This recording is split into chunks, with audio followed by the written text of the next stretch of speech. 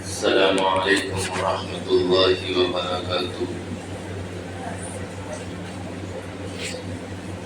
الحمد للہ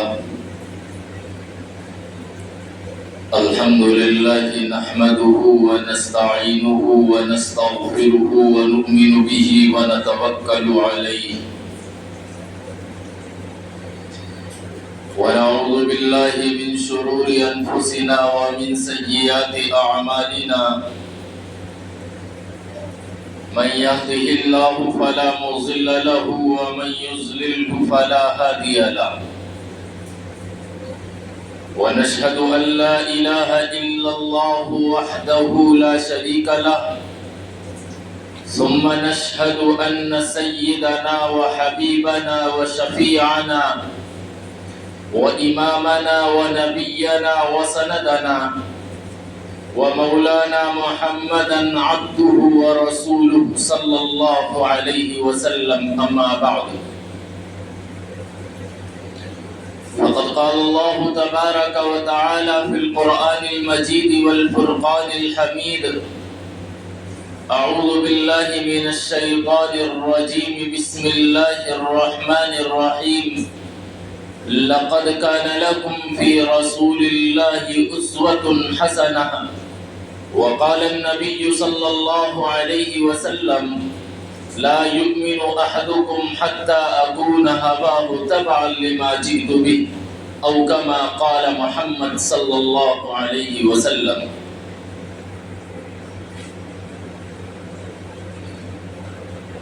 معزز مقتدر حضرات مسلیان، ہم اور آپ مسلمان ہیں،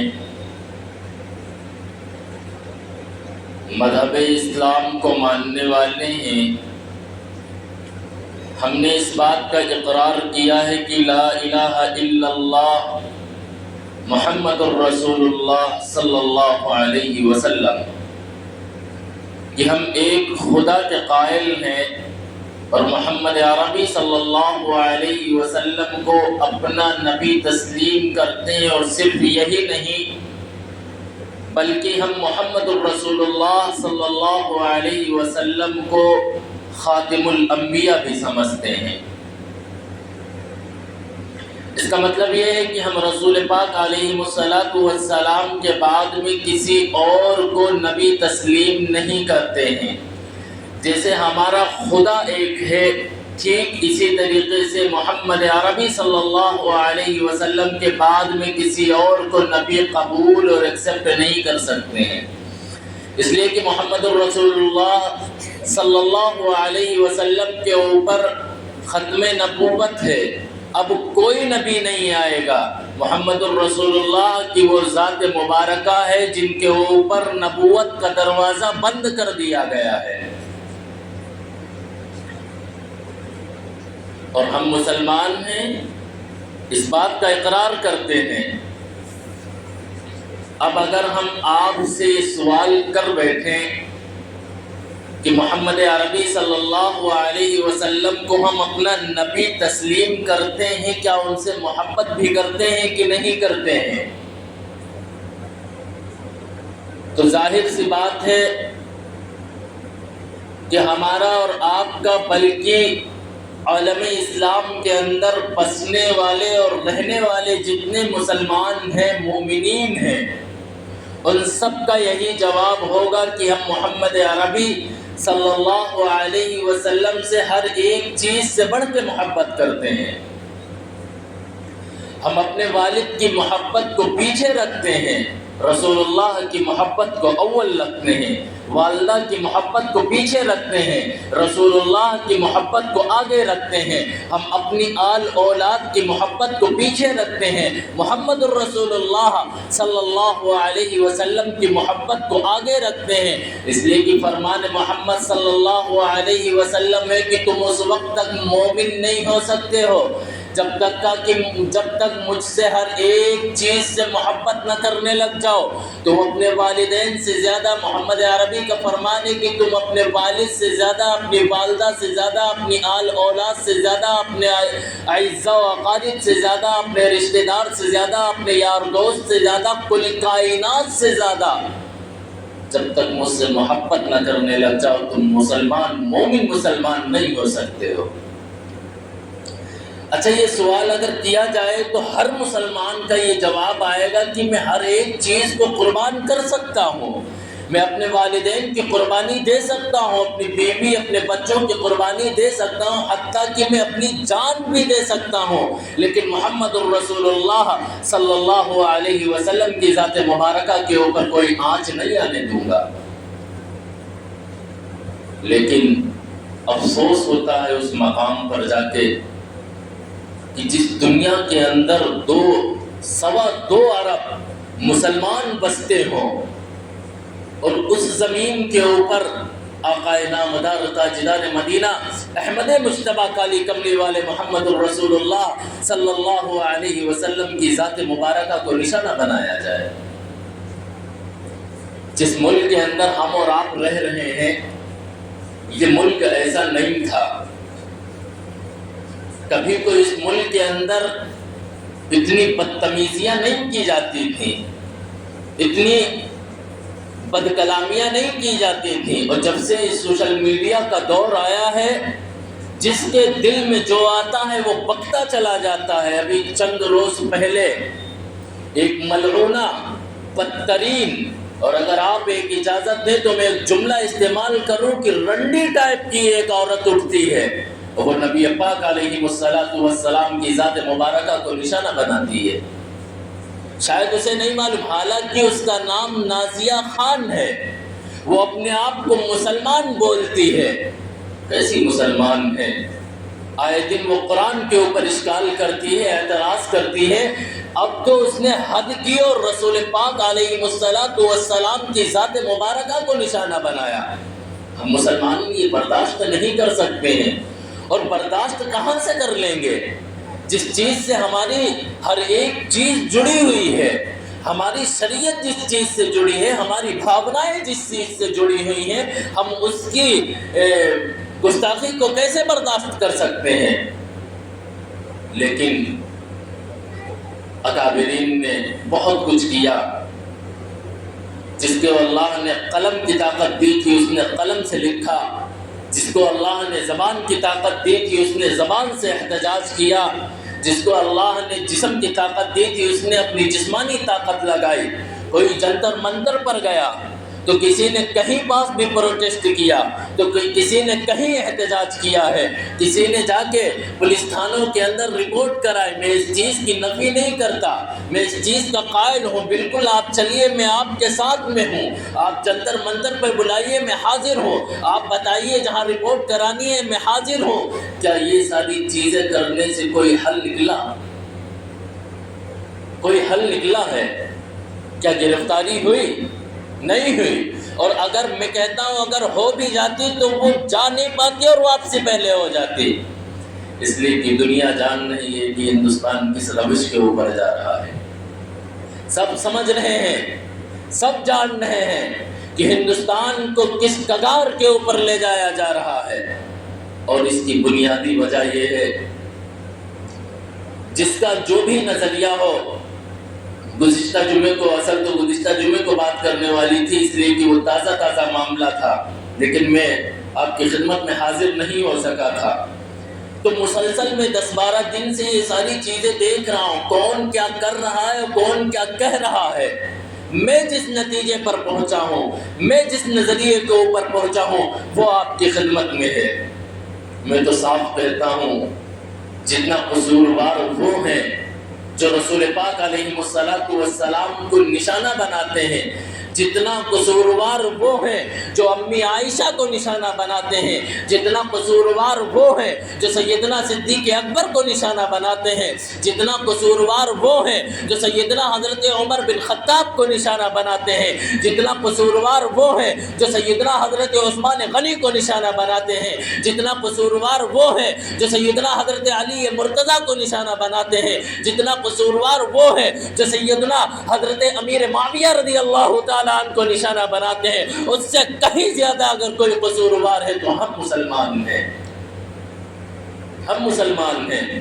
اس لیے کہ ہم نے رسول پاک علیہ السلام کو دنیا کے سامنے متعارف ہی نہیں کرا پایا کہ رسول پاک علیہ السلام کی ذات مبارکہ ہے کیا ہمارے اخلاق رسول اللہ سے ملتے ہیں، کیا ہمارا کردار رسول پاک علیہ السلام سے ملتا ہے۔ سیدنا حضرت عبداللہ، سیدنا حضرت جعفر جب نجاشی کے دربار میں پہنچے نا، آقا علیہ السلام نے پیغام دے کے بھیجا کہ جاؤ نجاشی ایک بادشاہ گزرا ہے، اس کو دعوت دو جا کے۔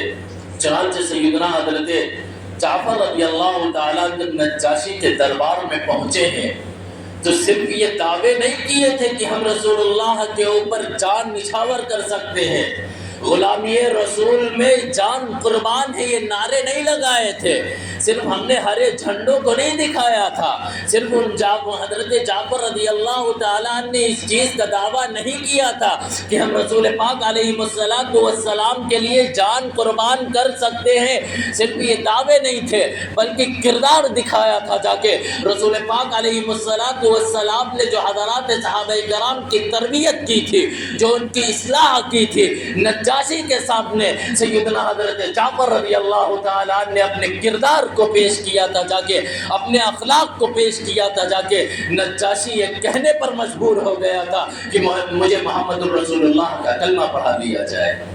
یہ کردار بولا تھا اس وقت، الفاظ نہیں بولے تھے، الفاظ نہیں بولے تھے، وہ کردار بول رہا تھا سیدنا حضرت جعفر کا، وہ اخلاق بول رہے تھے سیدنا حضرت جعفر کی، وہ تربیت رسول اللہ کی بول رہی تھی، وہ رسول اللہ کی اصلاح بول رہی تھی۔ جو جعفر نے جب سیدنا حضرت جعفر رضی اللہ تعالیٰ نے جب نجاشی کے سامنے اپنے کردار کو پیش کیا ہے تو نجاشی یہ کہنے پر مجبور ہوا ہے، اشہد ان لا الہ الا اللہ و اشہد ان محمد الرسول اللہ۔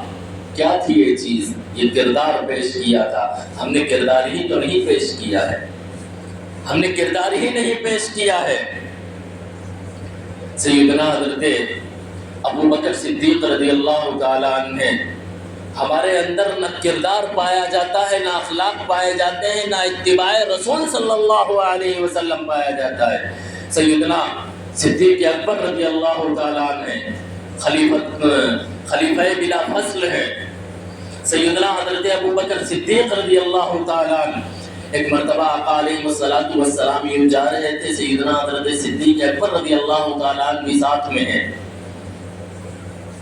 سیدنا حضرت ابو بکر صدیق رضی اللہ تعالیٰ عنہ آقا کے ساتھ میں تو چل رہے تھے، لیکن کبھی دائیں طرف ہو جائیں، کبھی بائیں طرف آ جائیں، کبھی پیچھے چلے جائیں، کبھی آگے چلے جائیں، کبھی لپک کے ادھر پہنچے تو کبھی لپک کے ادھر کو آ جائیں۔ تو جب یہ بار بار سیدنا حضرت ابو بکر صدیق رضی اللہ تعالیٰ نے عمل کیا نا، تو آقا علیہ السلام نے کہا ابو بکر کیا کرتے ہو، ایک سائڈ چلو نا، کبھی دائیں آتے ہو، کبھی بائیں آتے ہو، کبھی آگے آتے ہو، کبھی پیچھے آتے ہو، کیا کر رہے ہو ابو بکر؟ قربان جاؤ ابو بکر صدیق رضی اللہ تعالیٰ عنہ کے اوپر سیدنا صدیق اکبر رضی اللہ تعالیٰ نے جو اس وقت جملے کہے تھے رسول پاک علیہ السلام سے، فرمایا یا رسول اللہ، صدیق ساتھ میں ہے، آپ ہمارے ساتھ میں سفر کر رہے ہیں، جب میں دائیں طرف چلتا ہوں ایسا محسوس ہوتا ہے کہ کوئی بائیں جانب سے حملہ کر دے گا، جب میں بائیں جانب چلتا ہوں ایسا محسوس ہوتا ہے کہ کوئی آگے سے حملہ کر دے گا، جب میں آگے چلتا ہوں تو ایسا لگتا ہے کہ پیچھے سے کوئی حملہ کر دے گا۔ اگر کوئی حملہ کرے وہ محمد الرسول اللہ کی ذات کے اوپر نہ کرے، وہ ہمارے اوپر یعنی صدیق کے اوپر حملہ کرے۔ اگر کوئی حملہ ہوگا وہ صدیق تو سہے گا، لیکن رسول رسول پاک علیہ السلام کے جسم کے اوپر ایک زخم بھی برداشت نہیں ہے۔ اسے کہتے ہیں اتباع رسول۔ سیدنا حضرت عمر بن خطاب رضی اللہ تعالیٰ عنہ ہیں۔ آقا علیہ السلام نے حضرت عمر رضی اللہ تعالیٰ عنہ سے جب کہا نا کہ مجھ سے محبت کرتے ہو، کہا ہاں یا رسول اللہ۔ آقا نے فرمایا کتنی محبت کرتے ہو؟ کہا یا رسول اللہ اپنی جان مجھے زیادہ محبوب ہے۔ اپنی جان مطلب کہ میری جو اپنی جان ہے وہ مجھے زیادہ محبوب ہے بالمقابل آپ کے۔ کون ہے یہ جملہ کہنے والے؟ کون ہیں؟ عمر بن خطاب ہیں، خلیفہ دوم ہیں، جن کو جانشین سیدنا حضرت ابوبکر صدیق کہا جاتا ہے، جو سسر نبی ہیں، آپ علیہ السلام کے خسر ہیں، سیدنا حضرت علی مرتضی رضی اللہ تعالیٰ عنہ کے داماد ہیں۔ حضرت عمر بن خطاب کا نام، جن کا نام سیدنا حضرت عمر بن خطاب ہے، یہ جملہ فرماتے ہیں کہ مجھے اپنی جان سے زیادہ، اپنی جان مجھے زیادہ محبوب ہے، آپ اس سے کم محبوب ہیں۔ آقا محمد رسول اللہ صلی اللہ علیہ وسلم نے اس وقت فرمایا عمر تم ابھی پکے مسلمان نہیں ہو۔ یہ کس سے کہہ رہے ہیں؟ عمر بن خطاب سے کہہ رہے ہیں۔ کیا کہہ رہے ہیں؟ ابھی تم پکے مسلمان نہیں ہو۔ حضرت عمر بن خطاب رضی اللہ تعالیٰ نے کہا یا رسول اللہ پھر کیسے میں مسلمان ہوں گا؟ کہا کہ تم اپنی جان سے زیادہ مجھ سے محبت کرنے لگ جاؤ، سچے مسلمان بن جاؤ گے۔ تھوڑی دیر ٹھہرے، سمجھے، حضرت عمر بن خطاب رضی اللہ تعالیٰ پھر گویا ہوئے، کہا یا رسول اللہ آپ مجھے میری جان سے بھی زیادہ محبوب ہیں۔ سیدنا حضرت عمر بن خطاب رضی اللہ تعالیٰ نے جب یہ جملے کہے تو آقا محمد رسول اللہ صلی اللہ علیہ وسلم نے فرمایا عمر اب تم سچے مسلمان بن چکے ہو۔ کیا یہ علامت ہمارے اندر پائی جاتی ہے؟ نہیں پائی جاتی۔ کیا یہ علامت ہمارے اندر پائی جاتی ہے؟ یہ چاہت ہمارے اندر پائی جاتی ہے؟ میاں دعوے کرنا بہت آسان ہوتا ہے، رسول اللہ سے محبت کے دعوے کرنا بہت آسان ہے، محمد الرسول اللہ کی محبت میں مر مٹنا بہت کٹھن بات ہوتی ہے۔ کیا ہمارا چہرہ رسول اکرم علیہ السلام سے ملتا ہے؟ ملتا ہے۔ حضرت عثمان غنی رضی اللہ تعالیٰ عنہ بڑے مالدار صحابی رسول ہیں، جن کے بارے میں اللہ کے پیارے نبی علیہ السلام نے فرمایا 2 بیٹیاں دے دی تھی۔ آقا نے حضرت عثمان غنی کو کتنی بیٹیاں دی ہیں؟ 2 بیٹیاں دی ہیں، دوہرے داماد ہیں رسول اللہ صلی اللہ علیہ وسلم کے۔ جب دوسری بیٹی کا وصال ہوا نا تو فرمایا اگر محمد الرسول اللہ کے پاس میں 40 بیٹیاں ہوتی تو میں ایک کے بعد حضرت عثمان کے پاس دے دیتا۔ کیا مقام ہوگا حضرت عثمان غنی کا؟ ہم تو ایک بیٹی دینے کے بعد میں دوسری بیٹی دینے کو تیار نہیں ہوتے ہیں حضرت۔ ہمارے معاشرے کا یہ عالم ہے، ایک بیٹی اگر دی اور وہ فوت ہو گئی تو دوسری بیٹی ہم نہیں دیتے، ہمارے معاشرے کا ایسا ہے حال۔ لیکن حضرت محمد عربی صلی اللہ علیہ وسلم نے اس وقت فرمایا کہ اگر ہمارے پاس 40 بیٹی ہوتی تو ایک کے بعد ایک میں دیتا جاتا، عثمان کی وہ عظمت ہے۔ ایک مرتبہ حضرت عثمان غنی رضی اللہ تعالیٰ عنہ آئے اور کہا یا رسول اللہ آپ کی دعوت کرنا چاہتا ہوں، آپ کی دعوت کرنا چاہتا ہوں۔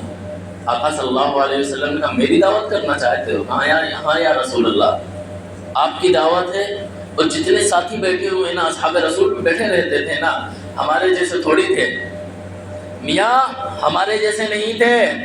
ہفتے میں 1 مرتبہ مسجد کا رخ کرتے ہیں، وہ بھی جب امام محترم مصلی کے اوپر پہنچ جاتے ہیں اور انہوں نے کہا اللہ اکبر تب گھر سے دوڑتے ہیں ہم اور آپ، اور پھر اس میں بھی وضو کرنا انہیں ہوتا ہے مسجد کے اندر آ کے۔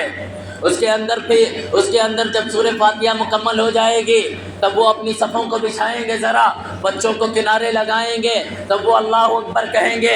ہمارے پاس تو اتنا وقت نہیں ہے کہ ہم نمازیں پڑھ سکیں۔ یہ صحابہ کی جماعت ہے کہ 24 گھنٹے رسول اللہ کی خدمت میں رہا کرتے تھے۔ حضرت عثمان غنی رضی اللہ تعالیٰ نے کہا آپ کی دعوت ہے اور آپ کے اصحاب کی بھی دعوت ہے، آپ کی دعوت ہے اور آپ کے بولا کرو، بولتے نہیں ہو، دماغ خراب ہو جاتا ہے میرا کبھی کبھی، اس لیے بول دیا کریں بیچ میں۔ کس کی دعوت کی تھی؟ رسول اللہ کی اور رسول اللہ کے اصحاب رسول صلی اللہ علیہ وسلم کی دعوت کی ہے۔ آقا اٹھے، حضرت عثمان غنی رضی اللہ تعالیٰ عنہ کے گھر کی جانب چلے ہیں۔ آقا صلی اللہ علیہ وسلم آگے ہیں حضرت عثمان غنی پیچھے ہیں، پھر سارے اصحاب پیچھے ہیں، یوں آقا ہیں، یوں حضرت عثمان غنی ہیں۔ آقا صلی اللہ علیہ وسلم اپنے گھر سے اٹھے اور یوں چلنا شروع کیا۔ جیسے چلنا شروع کیا نا، حضرت عثمان غنی رضی اللہ تعالیٰ نے اپنے قدموں کو رسول پاک علیہ السلام کے قدموں کو گننا شروع کیا۔ واحد، اثنان، ثلاثہ، اربع، خمسہ، ستہ، یعنی 1 2 3 آقا قدم اٹھاتے ہیں، حضرت عثمان غنی گنتی گنتے ہیں، پھر آقا قدم اٹھاتے ہیں، پھر گنتی گنتے ہیں۔ محمد عربی صلی اللہ علیہ وسلم نے یوں پیچھے پڑھ کے کہا، عثمان کیا کرتے ہو؟ عثمان کیا کرتے ہو؟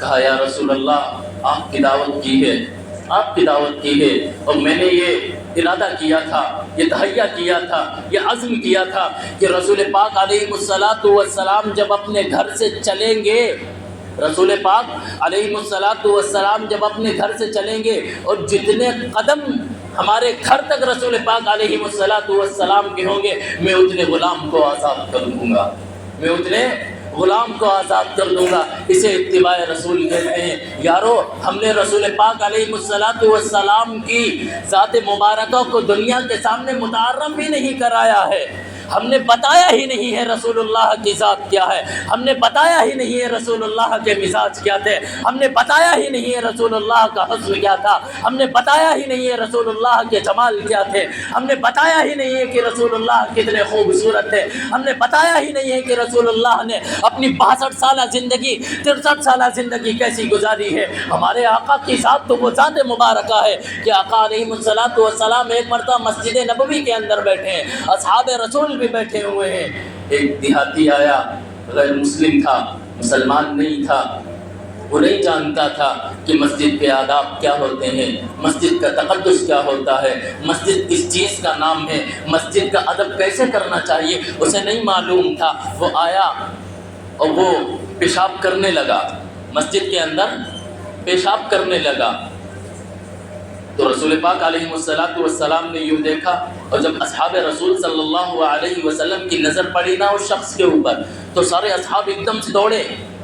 جب مسجد کے اندر کوئی پیشاب کرے ہم نہیں برداشت کریں گے، وہ تو اصحاب رسول، پھر مسجد نبوی اور اس کے اندر پیشاب صحابہ کیسے برداشت کرتے؟ جیسے ہی صحابہ اٹھے ہیں نا، آقا صلی اللہ علیہ وسلم نے کہا بیٹھ جاؤ، اسے پیشاب کرنے دو، اسے پیشاب کرنے دو۔ کہاں پیشاب کر رہا ہے؟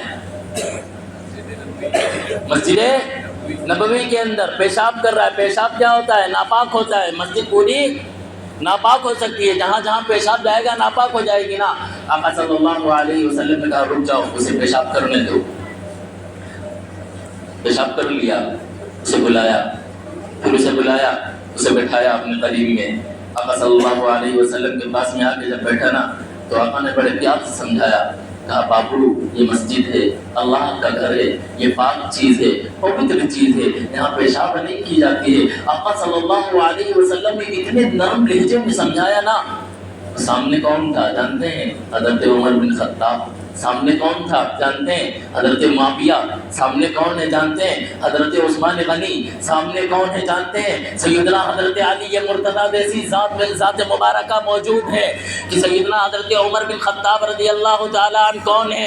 حضرت عمر بن خطاب جب آقا صلی اللہ علیہ وسلم کا وصال ہوا نا، تو سارے اصحاب رسول نے اس بات کو ایکسپٹ کیا کہ ہاں رسول پاک علیہ السلام ہم سے جدا ہو گئے ہیں۔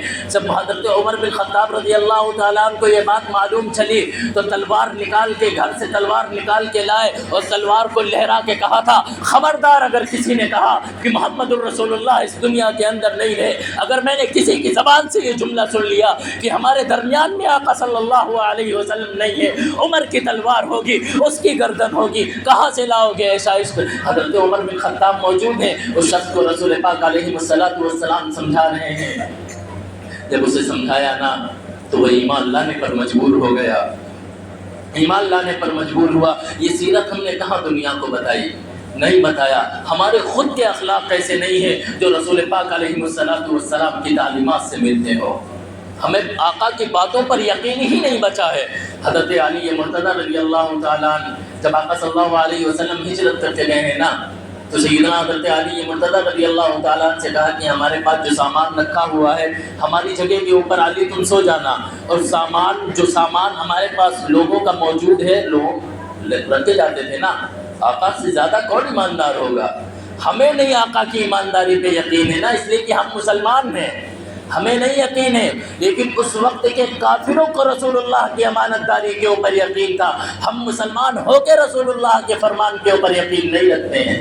اب آپ کہیں گے یہ آپ کیسے کہہ سکتے ہیں کہ رسول اللہ کے فرمان کے اوپر یقین نہیں رکھتے ہیں؟ رکھتے ہیں آپ، ارے رکھتے ہیں، ہم لوگ رکھتے ہیں نا، صرف زبان سے رکھتے ہیں حضرت، برا مت مانیے گا، صرف ہم زبان سے رکھتے ہیں رسول اللہ کے فرمان پہ یقین، دل سے نہیں یقین ہے۔ اگر دل سے یقین ہوتا تو یہ اتنے چہرے بغیر داڑھی کے نظر نہ آتے، یہ اتنے چہرے بغیر داڑھی کے نظر نہ آتے، یہ اتنے بدن رسول اللہ صلی اللہ علیہ وسلم کے ان کے اوپر رسول پاک علیہ الصلوۃ والسلام کا لباس نظر آ رہا ہوتا۔ حضرات 55 سال کے ہو گئے، 50 سال کے بڈھے ہو گئے، ایک پیر ان کا قبر کے اندر لٹک رہا ہے، ایک پیر سے وہ چل رہے ہیں، آدھا جسم ان کا قبر کے اندر ہے، انہیں نماز پڑھنے کا طریقہ نہیں معلوم ہوتا ہے حضرت، پہلا کلمہ نہیں آتا ہے، بنے پھرو صرف مسلمان، صرف عبداللہ نام رکھ لینے سے جنت حاصل نہیں ہو جائے گی، صرف عبد الرحمن نام رکھ لینے سے جنت حاصل نہیں ہو جائے گی۔ اگر جنت اتنی سستی ہوتی نا حضرات تو کان کھول کے سنو، کربلا کا میدان سجا نہ ہوتا، احد وجود میں نہ آتا، بدر وجود میں نہ آتا، رسول اللہ صلی اللہ علیہ وسلم جنگوں کے اندر نہ تشریف لے کے جاتے، رسول پاک علیہ الصلوۃ والسلام جب تک جنت میں نہیں جائیں گے، آدم سے لے کر قیامت تک آنے والی نسل انسانیت کے لیے حرام ہے جنت، جب تک کا رسول اللہ نہ داخل ہو جائے۔ کیا ضرورت تھی رسول اللہ صلی اللہ علیہ وسلم کو اپنے دانت توڑوانے کی؟ کیا ضرورت تھی رسول پاک علیہ الصلوۃ والسلام کو اپنے جسم کے اوپر زخم لینے کی؟ کیا ضرورت تھی رسول پاک علیہ الصلوۃ والسلام کی در در ٹھوکریں کھانے کی؟ کیا ضرورت تھی رسول پاک علیہ الصلوۃ والسلام کو طائف کے اندر لہو لہان ہونے کی؟ کیا ضرورت تھی رسول پاک علیہ الصلوۃ والسلام کو مدینہ کی گلیوں کے اندر آقا کے اوپر تھپڑ پڑ رہے ہیں؟ کس کے لیے وہ تھپڑ کھائے ہیں؟ رسول پاک علیہ الصلوۃ والسلام سجدے کے اندر جا رہے ہیں، ابو جہل جیسا مردود اٹھ کے آتا ہے، اونٹنی کی اوجڑی رسول پاک علیہ الصلوۃ والسلام کے گردن کے اوپر رکھتا ہے، سجدے کی حالت میں ہے، پیٹھ کے اوپر رسول اللہ کے پیٹھ کے اوپر اونٹنی کی اس نے اوجڑی رکھی ہے۔ سیدہ حضرت اما فاطمہ دوڑتی ہوئی آئی ہے اور کہتی ہیں کیا تم رسول اللہ کی جان ہی لے کے مانو گے؟ وہ ہٹانا چاہتی ہیں لیکن اما فاطمہ نہیں ہٹا پاتی ہیں، اتنے میں سیدنا صدیق اکبر اٹھ کے آتے ہیں، وہ ہٹاتے ہیں۔ یہ ساری چیزیں کس لیے برداشت کی تھی؟ اسی لیے کہ ہم عیاشیاں کرتے پھریں، اسی لیے یہ ساری چیزیں برداشت کی تھی کہ ہم رسول اللہ کے چہرے جیسا چہرہ نہ بنا سکے، داڑھی نہیں رکھاتے ہیں، شرم سے ڈوم مرنے کا مقام ہے۔ موجودہ ہندوستان کے اندر رہنے کے باوجود جانتے ہیں کیا چاہتے ہیں، جانتے ہیں ملک ہندوستان کیا چاہتا ہے، مسلمان کی قربانی چاہتا ہے، ہم تو اپنی انگلی کٹانے کے لیے تیار نہیں ہیں۔ کیا ہوا 10 دن پہلے کا واقعہ؟ کیا ہوا 10 دن پہلے کا واقعہ؟ کیا ہوا؟ نظر نہیں آیا؟ کسی کی اوقات نہیں تھی کہ رسول پاک علیہ الصلوۃ والسلام کی ذات مبارکہ کو نشانہ بنا دیتا، اور پھر یہ ملعونہ مردودہ یہ طوائف اٹھے اور رسول پاک علیہ الصلوۃ والسلام کی ذات کو نشانہ بنائے۔ اس کے اندر کہاں سے جرأت آئی، کہاں سے یہ ہمت آئی؟ اس کے قصوروار جتنا وہ ہے میں اس کے اوپر کائنات کے سارے انسانوں کی طرف سے لعنت بھیجتا ہوں، لیکن اس سے کہیں زیادہ اگر کوئی قصوروار ہے تو ہم مسلمان ہیں، ہمیں اپنے گریبان کے اندر چھاپ کے دیکھنا چاہیے کہ ہم حقیقت میں مسلمان ہیں کہ نہیں ہیں۔ اسے نہیں کہتے ہیں حضرت مسلمان، ہفتے میں 2 رکعتیں پڑھ کے جنت نہیں مل جائے گی، بہت کچھ کرنا پڑے گا۔ صرف صحابت سے ابھی نعرہ لگانے پہ آ جائیں نا، اگر میں نعرہ لگوانے پہ آ جاؤں، کہو غلامی رسول میں جان قربان ہے، اتنی آوازیں آئیں گی نا حضرات کیا آپ گن نہیں سکتے ہیں۔ ابھی ہم کہیں حضرت ابو بکر صدیق کی صداقت کا نعرہ لگاؤ، اتنی آوازیں آئیں گی حضرات کہ آواز ابھی بسا تک کا پہنچ جائے گی۔ لکھنؤ میں کہو گونج دے آواز آپ، لیکن جب کردار کی بات آتی ہے نا تو ہم پیٹ پھیر جاتے ہیں۔ کردار نہیں ہے ہمارے رسول پاک علیہ الصلوۃ والسلام کے۔ اور یاد رکھنا، آخری جملہ کہہ کے بات کو ختم کر رہا ہوں جب تک ہم رسول پاک علیہ الصلوۃ والسلام کی لائی ہوئی شریعت کو اپنی زندگی کا آئیڈیل نہیں بنائیں گے، نمونہ نہیں بنائیں گے، جب تک ہم اس بات کا تہیہ نہیں کر لیں گے کہ ہمارے لیے رسول اللہ ہی ہے جو انہوں نے باتیں کہی ہیں، جب تک ہم اس پر عمل پیرا نہیں ہوں گے، یہی سب ہوتا چلا آئے گا۔ حالات بد سے بدتر اور تو ہوں گے، لیکن سدھرنے کے چانس نہیں آئیں گے، سدھرنے کے چانس نہیں آئیں گے جس روش کے اوپر ہم چل رہے ہیں۔ اس لیے دوسروں کو لعن طعن نہ کیا کریں، دوسروں کو لعن طعن کرنے سے کچھ نہیں ہوگا۔ حضرت ہم مسلمان ہیں، ہمارا حال پتہ کیا ہے؟ حضرت نماز پڑھتے ہیں، نماز پڑھی، نماز پڑھ کے ادھر نماز پڑھی جاتی ہے نا پچھم کی سائڈ، جیسے ہی پیٹھ ہماری پچھم کی جانب ہوتی ہے نا اور دو لوگ بیٹھے، تیسرا نشانے پہ آ جاتا ہے۔ مسجد کے اندر بیٹھ کے عادت برائیاں شروع کر دیتے ہیں، مسجد کے اندر بیٹھ کے ایک دوسرے کی غیبتیں کرتے ہیں۔ ابھی نماز پڑھی ہے، ابھی یہ بات کہہ رہے تھے غیر المغضوب علیہم ولا الضالین، ابھی یہ بات کہہ رہے تھے اہدنا الصراط المستقیم، ابھی انہوں نے یہ کہا تھا قل هو اللہ احد، ابھی یہ بات کہا تھا ایاک نعبد و ایاک نستعین، ابھی یہ دعا کر رہے تھے اہدنا الصراط المستقیم، مولا ہمیں سیدھے راستے پہ چلا دے۔ پیٹھ پھری ہے، دو شخص آپس میں بیٹھے ہیں کہ تیسرا نشانے پہ آ گیا، غیبتیں اور برائیاں شروع کر دی۔ حضرت یہ ہماری نماز کا حال ہے، مسجد کے اندر ہی کرتے ہیں اور آپ کے، یہ مسجد کے اندر ہر مسلمان کا یہی کام ہے۔ اس لیے حضرات دوسروں کو لعن طعن کرنے سے کچھ نہیں ہوگا، دوسروں کے قصیدے نہ گائیے، دوسروں کے اوپر لعن طعن نہ کریے کہ اس نے ایسا کر دیا، سرکار ایسی ہے اور یہ فلانا ہے اور ڈھماکہ ہے، کوئی کچھ نہیں کر سکتا ہے جب تک کہ ہم اپنے کردار کو رسول اللہ صلی اللہ علیہ وسلم کے کردار کے جیسا نہیں بنا سکتے ہیں۔ اگر نہیں بنائیں گے آئے دن یہی ہوتا رہے گا، ہم اور آپ کچھ نہیں کر سکتے ہیں سوائے اس بات کے کہ ہاتھ ملیں گے اور کچھ نہیں کر سکتے ہیں۔ اس لیے خدا را میں کہتا کہتا تھک گیا ہوں، 1.25 سال ہو گیا مجھے یہ بات کہتے کہ خدا را داڑھی رکھاؤ۔ کیا پریشانی کیا ہوتی ہے داڑھی رکھانے میں؟ کیا دقت ہوتی ہے؟ مگر داڑھی کے بڑے اچھے لگتے ہو کیا؟ اگر ساری خوبصورتی آپ ہی کے اوپر ہے تو رسول اللہ سے زیادہ خوبصورت آپ نہیں ہو سکتے ہیں۔ داڑھی رکھانا ہمارا اور ہم سے خدا جانے کتنے لوگ یہی پوچھ چکے ہیں، امام صاحب کو داڑھی رکھانا سنت ہے کہ واجب ہے؟ داڑھی رکھانا سنت ہے کہ واجب ہے؟ ایک اللہ والے نے بڑی اچھی تعبیر لکھی ہے، انہوں نے پتہ کیا لکھا ہے؟ کہا مجھے اس چیز سے بحث نہیں ہے کہ یہ سنت ہے کہ واجب ہے، ہمیں اس چیز سے بحث ہے کہ رسول اللہ کے چہرے کے اوپر داڑھی تھی کہ نہیں تھی۔ رسول اللہ کے چہرے کے اوپر داڑھی، پھر آپ کی سنت اور واجب کے بحث آپ کی کس معنی رکھتی ہے بھائی؟ رسول اللہ سے زیادہ حسین ہے آپ؟ بول کے بتا دو، ارے بول کے بتا دو، ہو سکتا ہو کوئی حسین ہو رسول اللہ سے زیادہ؟ اگر نہیں تو داڑھی کیوں نہیں رکھا لیتے ہیں؟ کیوں نہیں رکھا لیتے ہیں؟ تمہارے تو کہتے لوڈیا نہ ملے، ایسا نہیں ہے، ایسا نہیں ہے۔ داڑھی والوں کی جتنی حسین و جمیل اہلیاں ہوتی ہیں نا کبھی نہیں آپ کو مل سکتی ہیں ایسی۔ اگر یہ نیت کر کے آپ داڑھی کٹاتے ہیں کہ اہلیہ محترمہ نہیں ملے گی، جوڑے آپ نہیں بناتے ہیں، جوڑے کائنات پہ انسان نہیں بناتا ہے، جوڑے رب بناتا ہے، اور جو رسول اللہ صلی اللہ علیہ وسلم کے چہرے کو بنائے اللہ اس کو ایسے ہی اہلیہ دے دے گا، ایسے بھی دے دے گا اٹھا کے۔ تم سے زیادہ حسین ہوتی ہیں مولویوں کی بیویاں، اس لیے خدا را اپنے چہروں کو رسول اللہ کے چہرے جیسا بنا لو، وہ دن دور نہیں ہے۔ آپ آخری روایت پڑھ کے اپنی بات کو ختم کروں۔ آپ صلی اللہ علیہ وسلم نے فرمایا، ابن ماجہ شریف کی روایت ہے کہ میرے امتیوں جب تم میدان محشر کے اندر جب پریشان کرنا نا تو کسی بات کا غم نہ کرنا، سیدھے حوض کوثر کے اوپر آنا، میں محمد تمہارا انتظار کر رہا ہوں گا۔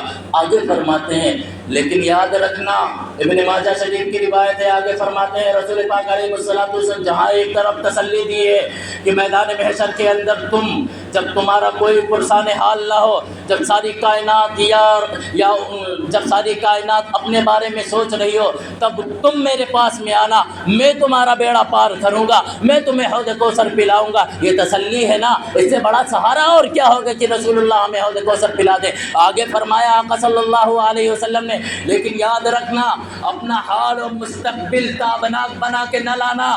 تمہارا حال کچھ کہتا ہو، تمہارے قال کچھ کہتے ہو، تمہارے اعمال کچھ کہتے ہو، تمہارے افعال کچھ کہتے ہو، تمہارا چہرہ یہودیوں سے ملتا ہو، زبان سے تم نے لاکھ مرتبہ کہا ہم رسول اللہ پہ جان دے دیں گے، تم نے کروڑ مرتبہ کہا ہم رسول اللہ کے اوپر جان دے دیں گے، اگر چہرہ میرے جیسا نہیں، مہرہ میرے جیسا نہیں، لباس میرے جیسا نہیں ہوگا تو حوض کوثر سے بھگا دیے جاؤ گے، کوئی پرسان حال نہیں ہوگا. ذرا سوچے تو صحیح، ذرا سوچے اگر رسول اللہ نے بھی دھتکار دیا پھر کوئی نہیں پرسان حال ہوگا. ہوگا کوئی؟ ہوگا؟ شاید آپ لوگوں کا کوئی ہو تبھی تو داڑھی نہ رکھاتے ہیں. اب آپ کہیں گے اب تم تو بس داڑھی کے اوپر لگ گیا ہے. شرم کرنی چاہیے آپ لوگوں کو. حضرت نوجوانوں کو اس وقت کہہ رہا ہوں شرم کرو، ڈوب مرو شرم میں. پانی ویسے بھی گر رہا ہے، اسی میں ڈوب مرو. داڑھی نہیں رکھا سکتے، اتنے بڑے بڑے ہو گئے. داڑھی بزرگوں سے تمہیں کچھ کہوں گا نہیں، اس لیے کہ ان سے کہہ کے میں تھک گیا ہوں. ان بزرگوں سے میں کچھ کہتے ہی نہیں ہوں. اب 50 سال کے ہو جاتے ہیں حضرت، داڑھیاں چہرے کے اوپر نہیں آتی، شرم نہیں آتی ہے ان لوگوں کو. نوجوانوں کو تو ویسے ہی شرم نہیں آتی ہے، داڑھی نہیں رکھا سکتے. حضرت ہندوستان کی سرزمین پر رہ رہے ہو اور اشارہ کر رہا ہوں، یہ ہندوستان سن 2014 کے بعد کا ہندوستان ہے. سمجھ رہے ہیں نا کون سا ہندوستان ہے یہ؟ سن 2014 کے بعد کا ہندوستان ہے. صرف عبداللہ نام نہیں، یہاں تمہارے چہرے سے پتہ چلے گی تم عبداللہ ہو. تمہارے چہرے سے پتہ چلے کہ ہاں تم آصف ہی ہو. تمہارے چہرے سے پتہ چلے کہ ہاں تم عبد الرحمن ہو. تمہارا آدھار کارڈ سے پتہ نہ چلے کہ حضرت مسلمان ہے، تمہارا چہرہ اور مہرہ بتانا چاہیے کہ ہاں مسلمان ہیں. رکھیں گے نا داڑھی؟ رکھیں گے؟ ہاں سارے نہیں اٹھ رہے ہیں. ہم سے وعدہ بھی مت کرنا، ہم سے وعدہ بھی مت کرنا. حضرات مسجد کے اندر بیٹھے ہو، کس کا گھر ہے یہ؟ ہمارا ہے، آپ کا ہے، کس کا ہے؟ تو وعدہ کس سے ہوگا؟ اب نہیں کٹائیں گے نا. حرام ہے یارو، حرام ہے. نماز کی حالت میں ہو، کعبۃ اللہ کا طواف کر رہے ہو، پھر بھی تمہارے اوپر گناہ پڑتا ہے جو داڑھی نہیں رکھاتے ہیں. کعبۃ اللہ کا طواف کر رہے ہو، روضہ رسول کے اوپر موجود ہوگے، پھر بھی گناہ پڑے گا. اس لیے خدا مت کٹایا کرو، مت کٹایا کرو. رکھیں گے نا انشاءاللہ؟ یہی بات سے ارادہ کرتے ہیں، عزم کرتے ہیں انشاءاللہ. آواز نہیں آ رہی؟ جب تک نہیں انشاءاللہ شادی آئیں گی ہٹوں گا نہیں. سارے لوگ بولیں اللہ عمل کی توفیق عنایت فرمائے. وآخر دعوانا الحمدللہ.